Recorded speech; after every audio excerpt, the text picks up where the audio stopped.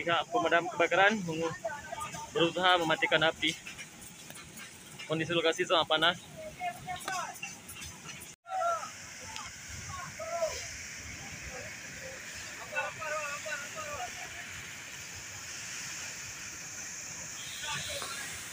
Kebakaran berusaha mematikan api.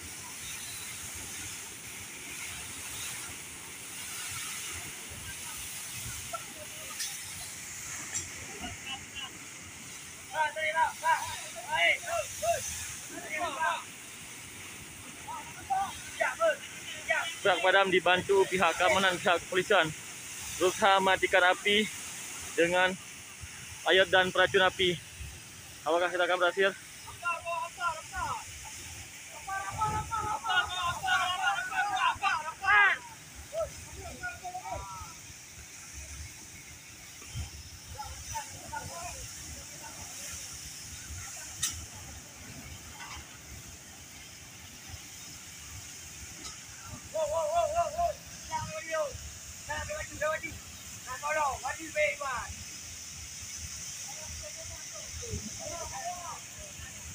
Pihak pemadam dan pihak keamanan terus berusaha memadamkan api, tapi api masih membesar. Situasi dan kondisi di lapangan memanas dengan api yang membesar.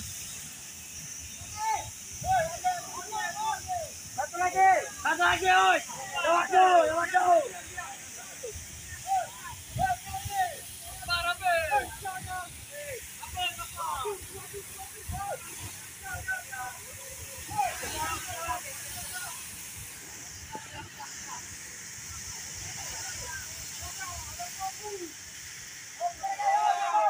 Api selesai dipadamkan oleh pihak keamanan, dan pihak Tembak tuh. Alhamdulillah api dapat dipadamkan oleh pihak pemadam kebakaran dibantu oleh pihak kepolisian dan masyarakat setempat. Tepatnya pukul 2.42 waktu Indonesia bagian barat, api berhasil dipadamkan. Tapi semburan minyak masih tinggi. Semoga dapat diatasi selanjutnya.